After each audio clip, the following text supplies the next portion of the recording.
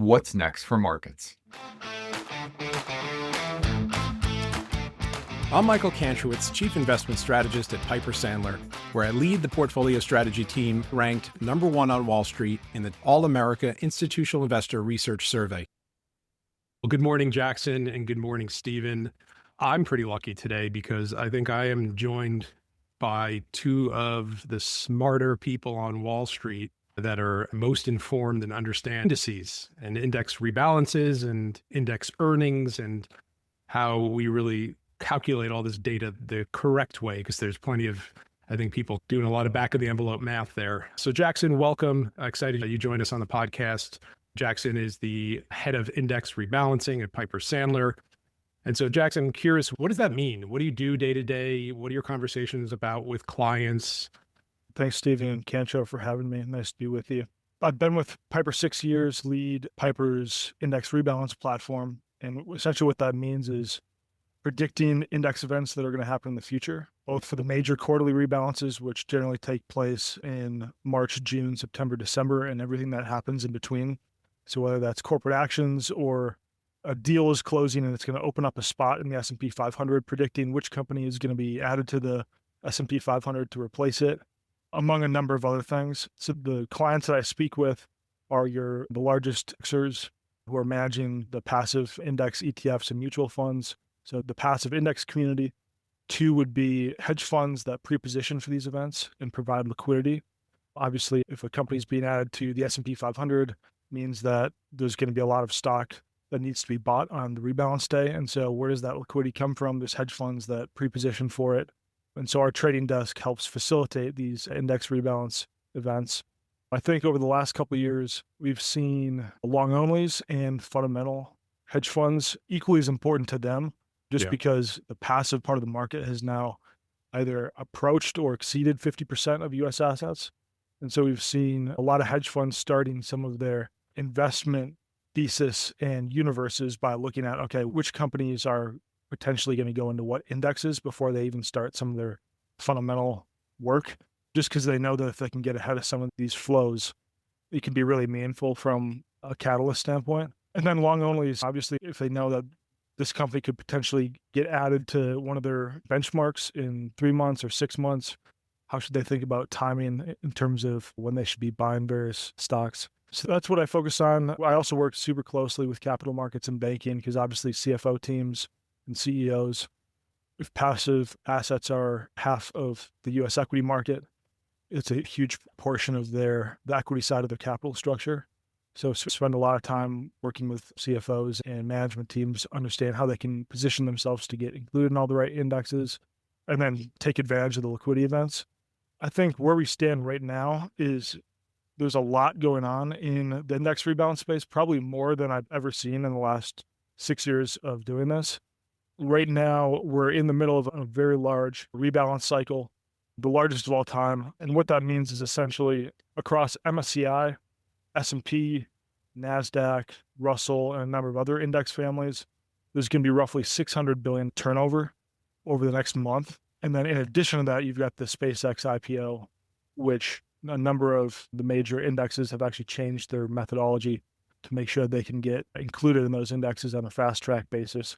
So rather than waiting till the next quarterly rebalance to add SpaceX to the indexes, they've changed the methodology so that can be accomplished in the first 2 weeks. And so it's gonna be a completely different trading profile and dynamic for many of these IPOs, SpaceX and then Anthropic and OpenAI later in the year. So I started my career in research at Merrill Lynch in the small cap team, and I used to work on a project to predict the Russell rebalance. This is back in 2003, 4, and 5, when there weren't as many rules as there are today, and there wasn't as much visibility as there is today. And I guess one of the things that surprises me is 23 years later, that investors or traders can still arbitrage this. So is it happening earlier and earlier as people are well aware of these potential index additions and deletions, and how much earlier do you have to get ahead of these things? Yeah, Russell has gone through a number of phases. This year is going to be the largest Russell reconstitution of all time, with roughly $300 billion in total turnover that the index community needs to trade. And so that's the big three type indexers plus pension funds and sovereign wealths and folks benchmarked will have to reshuffle around that time too. So that's in excess of $300 billion. And if you look at the last 3 or 4, 5 years, usually it's somewhere between 100 and 150 billion in turnover. So this rebalance is so much bigger than it has been historically. And I think part of that is because of just assets that have flooded into Russell funds, and the Russell is up 20% in the last year.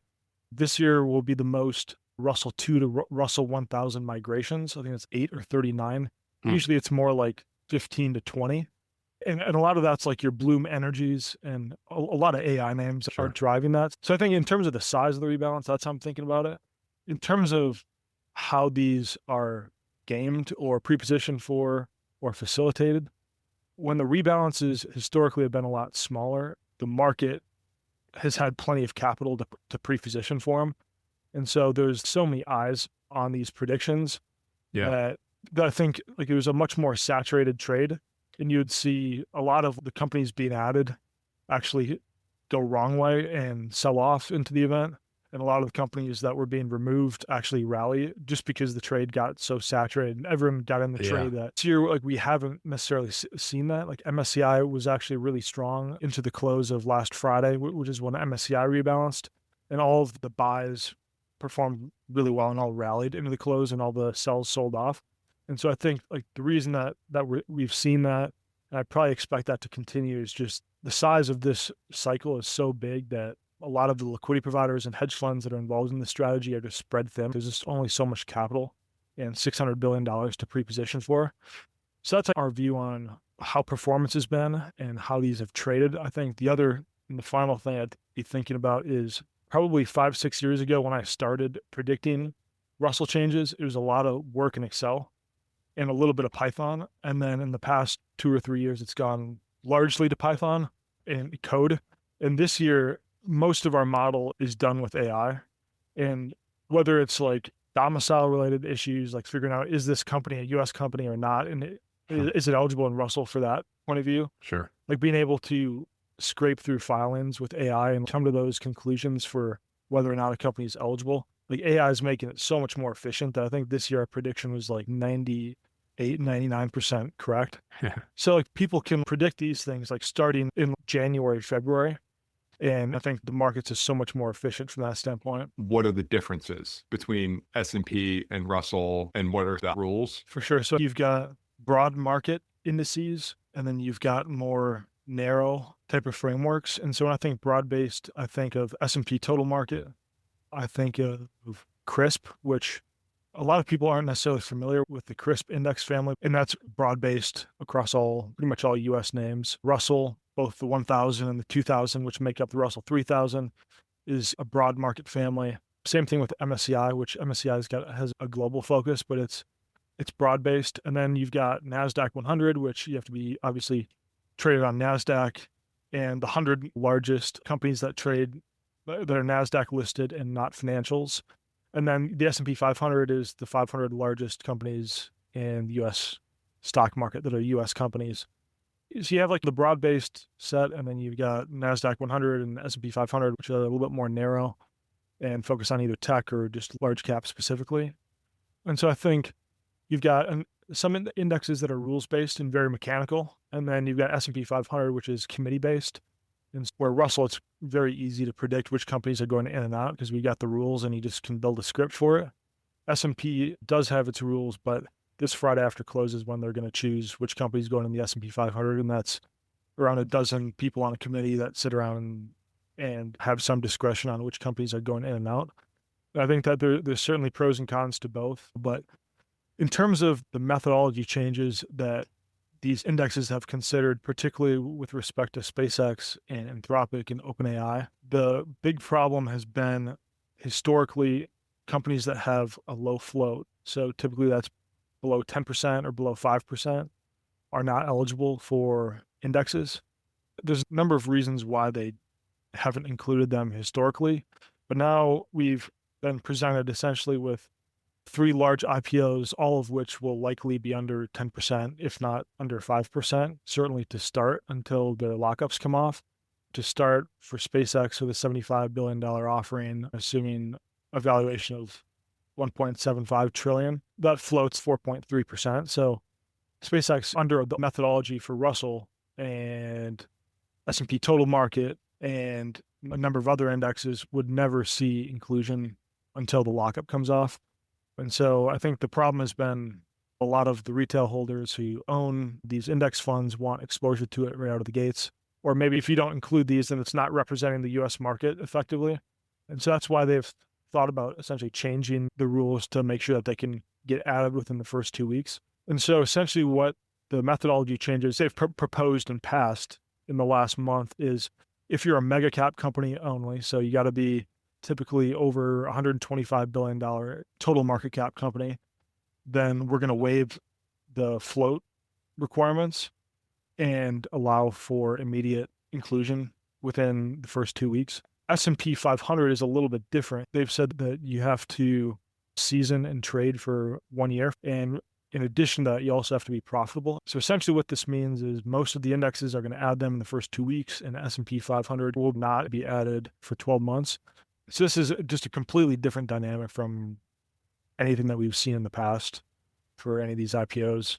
And it's going to lead to roughly $18 to $20 billion worth of SpaceX demand in the first 2 weeks.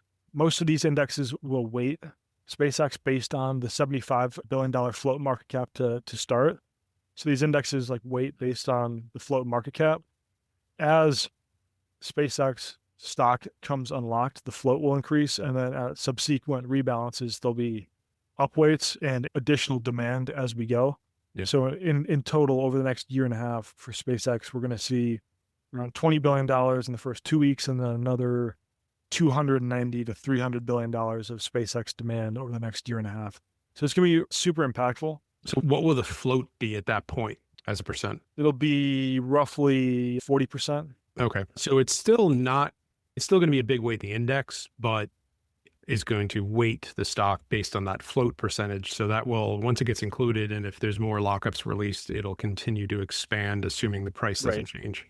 Let's talk about that one a little bit, because there's so much news about what's SpaceX going to be priced at and what the market cap is going to be. And I've seen numbers like 1.7, 1.8 trillion. So right out of the gate, for an index that is float adjusted, it's not going to be adding 1.7 trillion in the actual weight of the index. It's going to be this float adjusted number that you're saying is going to start at approximately what percent before we get to that 40% you just mentioned? Yeah, the weight initially, it'll probably be most of the broad-based indices around 15 bips, so 0.15%. And then once all the stock comes off, it'll be more like 2%.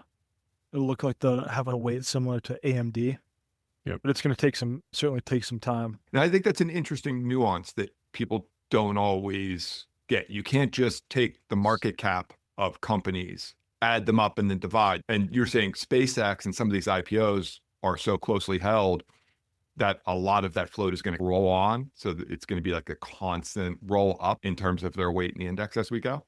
Exactly right. And so typically how IPOs work is the lockup's on the 180th day.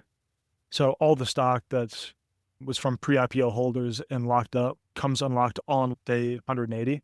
That's for the majority of IPOs, that's how it works. The problem is if all the stock, which would be about $770 billion worth of SpaceX stock, comes unlocked all in one day at day 180, first, it's going to be a ridiculous amount of supply.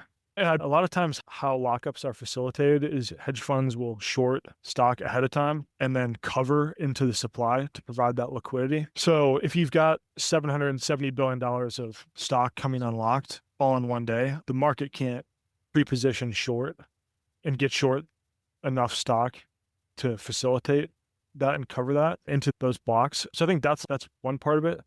The other part of it is if all the stock comes unlocked all at one time, then now all of the indexes need to increase their weights at the same time. And there's going to be so much demand for SpaceX that the rebalances are going to be so big that the market can't facilitate those sort of events either. And so essentially, the indexes and SpaceX has done two things to try to make it easier for the market to facilitate those. And one is SpaceX has decided to stagger their lockup. So It'll be around 30% of that lockup comes on August earnings. There'll be a number of 7% unlocks on day 70, 90, 100, 120, and 135. Another big slug in Q3 earnings, and then the rest on day 180. So they're essentially spreading it out. That way the market can digest it, and then all the rebalances can be facilitated thereafter. So I think that's something that's super different from that SpaceX has just based on its size that we haven't really seen historically. One thing, Jackson, a question I'm sure you've been getting, who's going to pay for it all? In other words, where are the fund flows going to come from to finance the passive bid increases and the active managers and retail investors that want a piece of the SpaceX IPO at some point or on the first day of trading? What are they going to sell? Where is it going to come from? That seems to be the concern in general for other stocks, and maybe within the tech space in and of itself. Will this be a big cannibalization event? Yeah. And who's going to get cannibalized? Certainly one of the most frequently asked questions. And on the program trading desk, we call it the funding trade. So if a company's being added to an index, then there needs to be a funding sale of all the other constituents in the index. And that goes for both the passive, the strictly tracking the index funds, as well as the long onlys who are benchmarked to it. I think in the short term, in the first 2 weeks of SpaceX trading, there's going to be $20 billion of SpaceX to buy for across those indexes, which means that there's going to be $20 billion for sale across those remaining constituents of that index, which I think about in a couple ways. One is the Mag 7 is so liquid that $20 billion across those 7 names is pretty much nothing. And two, in 2019, 2021, Tesla was added to the S&P 500. The float market cap wasn't $75 billion, which is what SpaceX is going to start with. It was over $1 trillion. And so the demand for the Tesla S&P 500 ad was like $120 billion versus this is only $20 billion to start. So it was much more significant trade for the Tesla S&P 500 ad. And during that period, like the rest of the other 499 constituents of the S&P 500, like barely budged at all. So I'm not concerned about the funding trade in the short term, and probably especially not in the long run, just because it's spread out over such a long period of time with the lockup structure. But it's nonetheless like one of the most asked questions around SpaceX IPO. Yeah, well, considering everything you brought up and how big of an impact things would be if they had not made these adjustments to essentially spread out the impact, it does seem like a reasonable thing to do given the size of the company. So when you speak to clients about that and they understand and realize that, oh, the impact, that's not like we have to buy $1.8 trillion of SpaceX on day one, do they just walk away and say, okay, I don't have to worry about it? Pretty much every single one, yeah.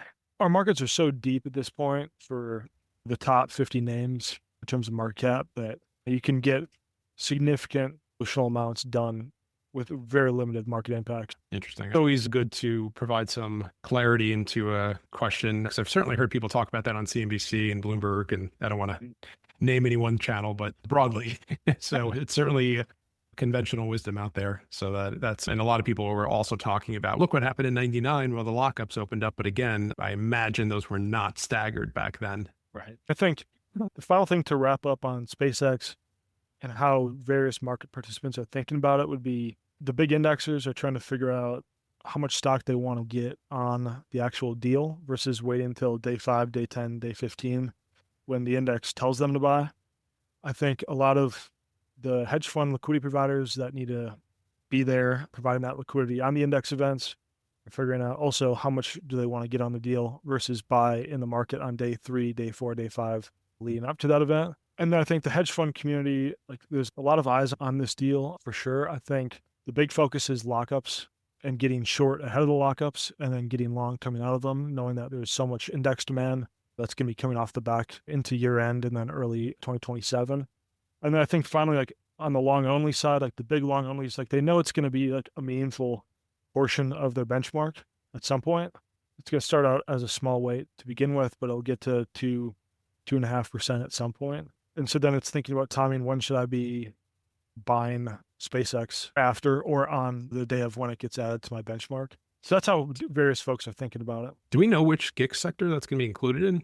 That's another interesting point. Comm services or tech or industrials on the rocket side. So yeah, we haven't heard back. Probably right around the IPO time is when we'll hear from GICS on that. Well, that's another good example of why these 11 sector definitions nowadays are just not so useful, and if anything, sometimes provide some misinformation or misunderstanding of where a stock should be. This was really interesting. Excited to see this play out in the next several weeks, and I'd love to have you back on maybe a little later this year as another big IPO gets on the docket. Thank you. If you like the show, please let us know by leaving a positive review. The preceding commentary is not financial advice. You should always seek appropriate financial advice from a professional financial advisor in your state. You should not consider this as a substitute for these services. Piper Sandler does and seeks to do business with companies covered in its research commentary or coverage. As a result, investors should be aware that the firm may have a conflict of interest that could affect the objectivity of this commentary. Investors should consider this commentary as only a single factor in making their investment decisions. For full disclosure information, visit www.pipersandler.com/researchdisclosures.